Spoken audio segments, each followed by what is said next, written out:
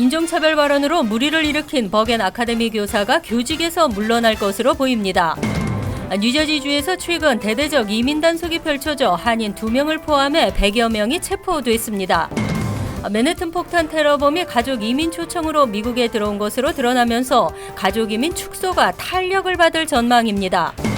알라바마주 상원의원 보궐선거에서 민주당이 25년 만에 처음 승리했습니다. 뉴저지주 오바마케어 신규 가입 및 갱신 마감일이 12월 15일까지입니다. 이상은 이 시각 주요 뉴스입니다. 여러분 안녕하십니까? KBN 뉴스입니다. 인종차별 발언을 한 버겐 아카데미 교사가 교직에서 물러나게 될 것으로 보입니다. 한인들은 어제 열린 학군 교육위원 회의에 참석해 처벌을 촉구하고 1,500여 명의 서명을 전달했습니다. 카운티장도 사태 해결을 위해 노력하겠다고 밝혔습니다. 지한샘 기자의 보도입니다. 어제 저녁 열린 버겐 카운티 테크니컬 스쿨 학군 교육위원 회의. 학생과 학부모, 지역 정치인, 단체장 등 100여 명의 한인이 참석해 버겐 아카데미 교사의 인종차별 발언 사태를 규탄하고 이 학교를 관할하는 교육위원회에 강력한 처벌을 촉구했습니다. 발언에 나선 버겐 카운티 테크니컬 스쿨 브라이언 전 군은 이 교사가 한인 학생들을 향해 차별적인 발언을 수차례나 반복했음에도 HIV 방지 규정을 적용해 엄중 처벌하지 않은 이유를 묻고 이번 사태에 항의하는 한인 1,500명의 서명을 교육위원회 측에 전달했습니다. 근데 이 스페니쉬 선생님은 HIV 법을 깨가지고에 대한 얘기를 많이 했고 이 법을 통해 어떻게 이런 문제를 미래에 어떻게 다시 고칠 수 있나 얘기를 했습니다. 버겐 카운티 테크니컬 스쿨 학군 교육위원회는 오늘 공개 사안을 통해 이번 사태로 인해 큰 충격을 받았을 한인 사회에 위로의 말씀을 전한다며 해당 교사는 교직 일선에서 물러나 리서치 업무로 보직을 변경하게 될 것이라고 밝혔습니다. 오늘 오전 제임스 테데스코 버겐 카운티장과 면담을 가진 박은림 뉴저지 한인 회장은 카운티장으로부터 이번 사태 해결을 위한 지원을 아끼지 않겠다는 확답을 들었다고 밝혔습니다. 이렇게 한인 전체 커뮤니티가 또 일어나고 하니까 학교 측에서도 빨리 또 조치를 한 것 같지만 아직까지 저희가 확실하게 해두고 넘어갈 그런 건들이 몇 개 있는 것 같아서 저희가 다시 한 번 더 검토를 하고 학교에 요청을 할 예정입니다. 한편 연방교육국 산하 인권국은 지난 12일 뉴욕 한인 학부모협회가 보낸 진정서에 답변하며 공식 조사를 착수하겠다고 밝혀왔습니다. 인권국은 인종이나 성, 장애 등 국민의 다양성을 지키기 위한 기구로 이번 인종차별 사태에 대한 연방정부 차원의 진상조사가 이뤄질 것으로 기대됩니다. KBN 뉴스 지한샘입니다. 뉴저지주에서 최근 대대적 이민 단속이 펼쳐져 한인 2명을 포함해 100여 명이 체포됐습니다. 80% 이상이 범법 전과자인 것으로 나타났습니다.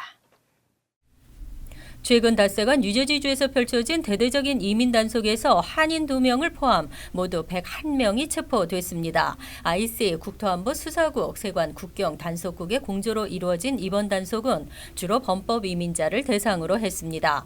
체포된 사람 중 88%는 범죄 이력이 있고 80%는 중범죄 전과자였습니다. 체포된 한국 국적자 1명도 코케인 유통 전과자로 알려졌습니다. 버겐 카운티에서 6명이 체포됐으며 허드슨 카운티에서는 15명이 체포됐습니다. 이들의 나이는 20세부터 71세까지 다양했습니다. 출신 국가별로는 도미니카 공화국 18명, 멕시코 15명, 온두라스 8명 등 중미 국가가 다수를 차지했고 아시아는 한국과 필리핀 각각 2명, 파키스탄 1명 등이었습니다. 하지만 범죄 이력이 있는 불체자 체포에 집중하고 있다는 IC 입장과 달리 경범죄 또는 범죄와 관련이 없는 단순 불체자 체포도 함께 늘고 있는 상황이기 때문에 이민자 사회는 긴장할 수밖에 없습니다. 최근에는 IC 단속관이 주 타운 법원까지 와서 불체자를 체포하면서 법원 출두를 꺼리는 불체자가 급증하고 있습니다. IC는 불체자 보호 도시들에서 불체자 정보를 이민 당국에 제공하지 않기 때문에 법원으로 가서 체포할 수밖에 없다고 밝혔습니다.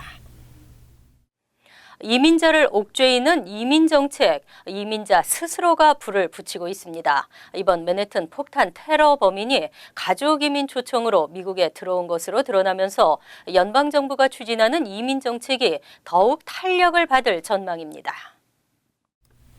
트럼프 행정부가 추진 중인 가족이민 대폭 축소화 페이지가 힘을 받을 것으로 전망됐습니다. 이번 맨해튼 자살 폭탄 테러 용의자가 가족이민 초청으로 미국에 입국한 것으로 드러났습니다. 방글라데시 출신의 용의자 아키에드 울라는 2011년 F-43 비자를 받고 미국에 들어왔습니다. F-43은 시민권자 형제 자매인 F-41 소지자의 자녀에게 부여되는 비자입니다. 또한 지난 10월에 발생한 맨해튼 트럭 돌진 테러의 범인 사이퍼브도 비자 추첨을 통해 미국에 이민 온 케이스입니다. 가족 초청을 통한 연쇄 이민 폐지를 주장했던 트럼프 대통령과 공화당에게 힘을 실어주게 됐습니다. 트럼프 대통령은 연쇄 이민은 국가 안보와 양립할 수 없다는 입장입니다. 그는 의회 연설에서 가족 이민을 축소하고 고학력자와 전문 기술 인력 위주의 메릿베이스 이민 정책을 추진하겠다는 방침을 밝혔었습니다. 트럼프 대통령과 공화당이 이미 중점 추진하고 있는 레이즈 액트도 메릿베이스 시스템을 도입, 기술과 학력 등의 점수를 부여하자는 내용이 포함됐습니다. 사실상 가족 이민을 폐지해 연쇄 이민을 막겠다는 것입니다. 이 법안이 성사되면 미국의 신규 이민은 10년 내 현재 절반 수준으로 줄어들게 됩니다. 취업이민 문호가 수개월째 오픈 상태임에도 노동허가 처리 기간은 오히려 더 길어지고 있습니다. 만일 정부 셧다운 사태까지 겹친다면 더 큰일인데요. 정부 셧다운 사태가 없기를 바라봅니다. 취업이민 도입 초기 2주 걸리던 노동허가 처리가 최근 4개월이 걸리고 있습니다. 연방노동부에 따르면 지난 11월 30일 현재 정상 처리분 노동허가 서류 처리는 2017년 7월 접수분이 심사 중이며 서류 처리에는 116일이 소요되고 있는 것으로 나타났습니다. 지난 1월 처리 기간이 76일이었던 것과 비교하면 40일이 더 지연된 것입니다. 취업이민 첫 단계인 노동허가 심사가 갈수록 까다로워지면서 첫 단계에서부터 발목을 잡히는 이민 신청자들이 늘고 있습니다. 재심 요청은 2017년 11월분이 처리 중인 것으로 나타났습니다. 연방 예산안이 가까스로 2주 단기 예산안으로 통과됐지만 만일 정부 셧다운 사태가 현실화된다면 상황은 더욱 악화될 수 있습니다. 노동허가 처리뿐 아니라 취업이민 영주권 신청, 취업이민 청원 등 모든 이민 관련 서류 처리가 영향을 받게 됩니다. 지난해 처리에 다소 속도가 붙으면서 3개월 내에 처리되던 노동허가 처리가 다시 뒷걸음질 치고 있습니다. 어제 치러진 알라바마주 상원의원 보궐선거에서 민주당 후보가 역전의 드라마를 쓰면서 승리했습니다. 민주당은 25년 만에 처음 알라바마주에서 연방 상원 의석을 확보하는 성과를 올렸습니다. 지한샘 기자입니다. 어제 치러진 알라바마주 상원의원 보궐선거. 민주당 더그전스 후보는 67만 1,151표를 획득해 65만 436표를 얻은 공화당의 로이 무어 후보를 이겼습니다. 이번 승리로 민주당은 알라바마에서 25년 만에 상원 의석을 확보하게 되었고 공화당의 상원 의석은 51석으로 줄어들게 되었습니다. 두 후보의 접전으로 인한 재검표 가능성도 있지만 선거 결과에는 영향을 미치지 못할 것으로 보여집니다. 트럼프 대통령의 정치력에도 상처가 났습니다. 트럼프는 미성년자 성추문에 휩싸인 무어 후보를 찍으라는 음성 메시지를 녹음하는 등 지원이 알려졌지만 패배로 인한 타격이 클 것으로 분석됩니다. 또 이번 선거의 패배는 내년 중간선거 전망도 어둡게 하고 있습니다. 공화당은 지난달 버지니아와 뉴저지 주지사 그리고 뉴욕시장 선거에서 완패했고 이번에 텃밭까지 무너져 위기감이 커지고 있습니다. KBN 뉴스 지한샘입니다. 15일 뉴저지주 오바마케어 신규 가입 및 갱신 마감일입니다. 서두를 것이 당부됐습니다. 올해 뉴저지 등 연방 건강보험 상품 거래소를 이용하는 39개 주의 오바마케어 신규 가입 및 갱신 기간은 지난해보다 절반으로 줄었습니다. 마감일인 15일이 코앞이어서 아직 등록을 못한 뉴저지 지역 미가입자들은 서둘러야겠습니다. 지난 2일 현재 연방 건강보험 상품 거래소 웹사이트를 통한 가입자는 360만 명으로 집계됐습니다. 트럼프 행정부가 오바마케어 페이지에 열을 올리고 있음에도 지난해 같은 기간보다 전년보다 15%가량 증가한 수치입니다. 하지만 자체 건강보험거래소를 이용하는 나머지 12개 주까지 모두 합한 2018년 오바마케어 전체 가입자 수는 1,000만 명에 그칠 것이라는 예측입니다. 전문가들은 2016년과 17년 가입자 1,200만 명보다 20%가량 낮을 것으로 전망하고 있습니다. 뉴저지 주민은 기존 플랜을 유지하려면 최소 5%에서 26%까지 인상된 보험료를 납입하게 될 것으로 보입니다. 다만 정부 보조 지원 금액 역시 상승하기 때문에 가입자의 체감 인상폭은 그리 크지 않을 것으로 예상됐습니다.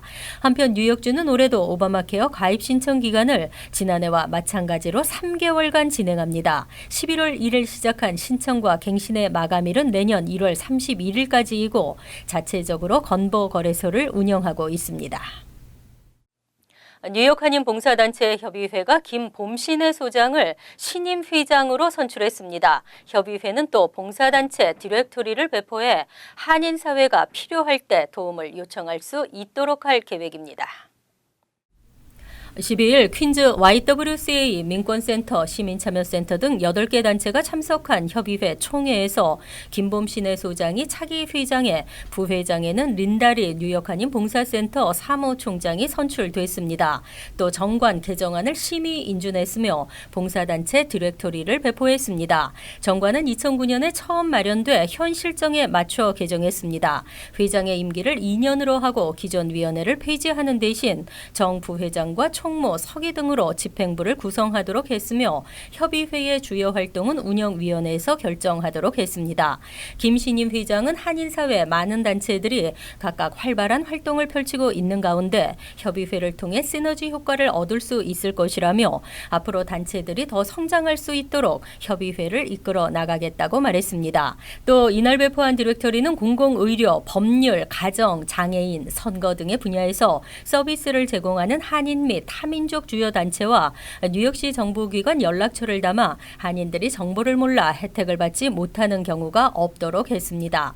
봉사단체 협의회는 총 12개 회원단체로 이루어져 있습니다. 7번 전철 이용객들이 실망감을 감추지 못하고 있습니다. 연착은 보통 10,000원 전철로도 악명 높은 7번 전철의 정상화가 또 지연됐습니다. 10일 MTA는 통신기반 열차 통제 시스템의 전체 가동 시기를 내년 봄으로 연기한다고 발표했습니다. 이로써 이달 말 완성될 예정이었던 7번 전철의 신호 시스템 교체 작업이 또 지연돼 내년 봄쯤에야 본격적 가동에 들어갈 수 있을 것으로 보입니다. 통신기반 열차 통제 시스템이란 디지털화한 열차 통제 방식으로 현재 91% 마무리 단계지만 소프트웨어 조정 단계를 남겨놓고 있습니다. 이 시스템이 본격 가동되면 7번 전철 운행은 앞으로 시간당 3회로 늘어나고 서비스가 한층 더 업그레이드 됩니다. 지난 2월부터는 심야 시간대와 평일 일부 시간대에 한해 메인 스트릿에서 74 스트릿역 사이 구간에서 시범 가동되고 있습니다. 하지만 계속된 지연에 전철 이용객들의 불평은 높아지고 있습니다. MTA의 신호 시스템 교체 공사 33건 가운데 19건이 완성 예상 시기를 맞추지 못하고 있습니다. 전철 이용객 옹호단체들은 7번 전철 최악의 과밀 현상을 지적하며 100년이 넘은 신호 시스템 교체 작업이 시급하다고 지적했습니다. MTA는 5억 8,800만 달러의 예산으로 신호 시스템을 최현대식으로 교체하고 있습니다. 뇌와 신경계에 치명적이면서도 뚜렷한 징후가 없어 더욱 위험한 납중독, 주의회가 대처 방안을 강구하고 나섰습니다.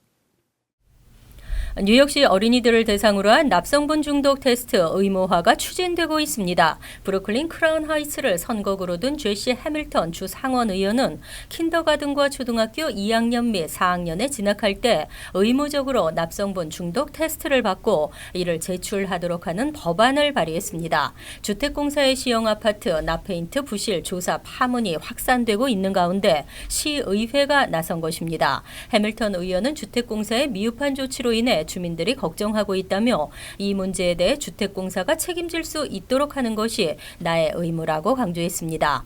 해밀턴 의원은 현재 브루클린 거주 6세 미만 어린이들을 대상으로 무료 납중독 검사를 제공하고 있습니다. 한편 뉴욕시 감찰국의 보고서에 따르면 주택공사는 2013년부터 납 페인트 조사의 필수 항목인 유관 측정을 하지 않고 연방정부에 이를 완료한 것으로 허위 보고했습니다. 문제가 불거지자 최근 6세 미만 아동이 포함된 가구를 대상으로 납 조사 및 제거 작업을 하겠다며 만일 문이 잠겨 있으면 부수고 들어갈 수 있다고 통보하면서 주민들의 원성을 샀습니다.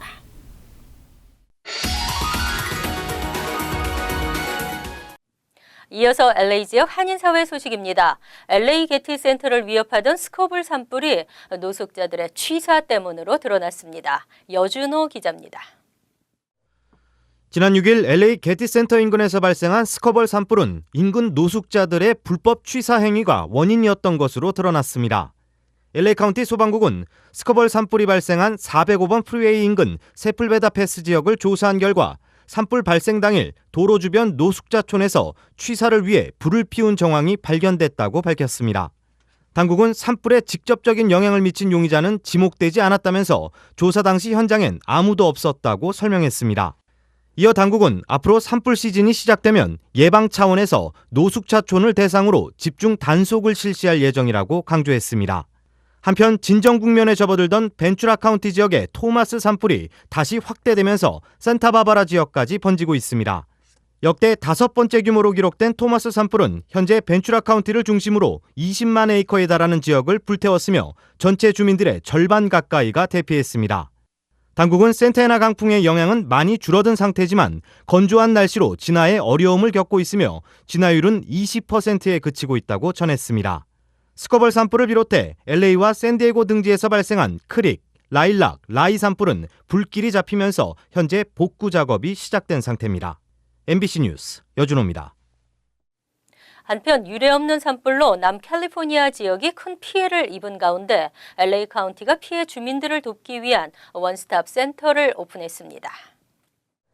LA 카운티와 시 당국은 오늘 레이크뷰 테라스 지역의 크릭, 라이, 스커벌 등 산불로 피해를 입은 주민들을 대상으로 산불 피해 복구와 관련한 LA 산불 지원 센터를 열고 주민들에게 직접적인 도움을 줄 수 있는 구호 상담을 실시할 계획이라고 밝혔습니다.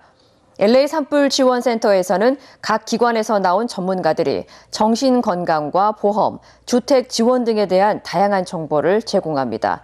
센터는 오는 16일까지 운영될 예정이며 운영 시간은 주중은 정오부터 밤 8시까지, 주말은 오전 8시부터 오후 4시까지입니다. 간추린 소식입니다. 퀸즈 플라자역에서 맨해튼 50 스트리트 8 애비뉴 역까지 2와 M 전철의 운행이 일부 구간 공사로 인해 6일간 중단됩니다. 공사는 26일 오전 5시 시작해 31일 오전 8시까지 진행됩니다. MTA는 전철 개선 프로젝트 서브웨이 액션 플랜의 일환으로 이스트리버 아래 53 스트리트 터널 공사와 신호 시스템 개선을 위한 케이블 구축, 선로 재배치 공사 등을 하게 됩니다.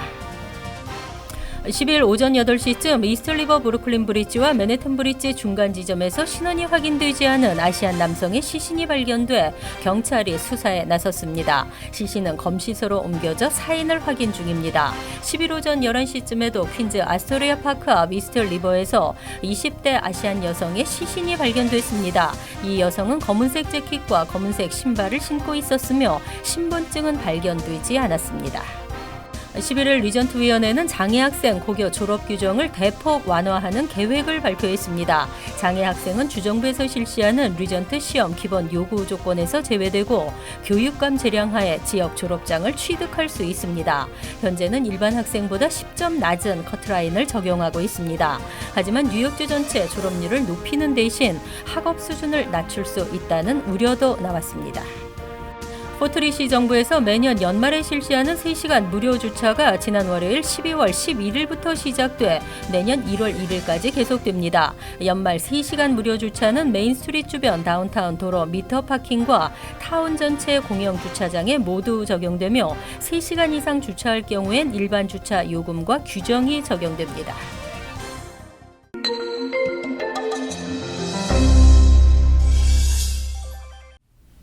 팰리세이스 중고등학교 한국어반은 전통 차 시연 행사를 개최했습니다. 어제와 오늘 이틀에 걸쳐 7학년부터 12학년까지 총 140여 명이 차 시연과 다식 만들기를 체험했습니다.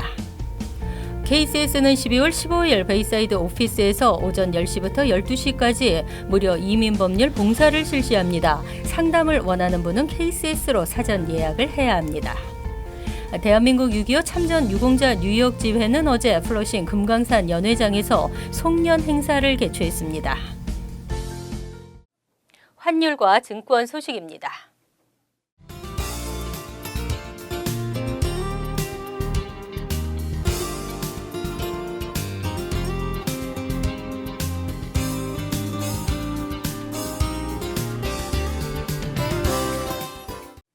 이어서 날씨입니다.